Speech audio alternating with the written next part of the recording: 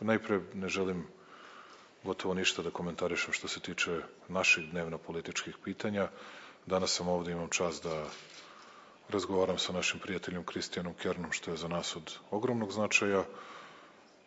I pogotovo ne želim da se bavim tračevima, poluistinama, pa čak ni istinama o temama koje se ne tiču uvek države, već političkih partija. Što se tiče mog ličnog odnosa, od mene ćete uvek čuti samo dobre i pristojne reči o predsedniku Republike, šta god on bilo kada uradio, i što se mene tiče, uvek sam spreman na saradnju sa njim i uvek sam spreman zajedno da radim sa njim i pre i posle ovih izbora. Vidjet ćemo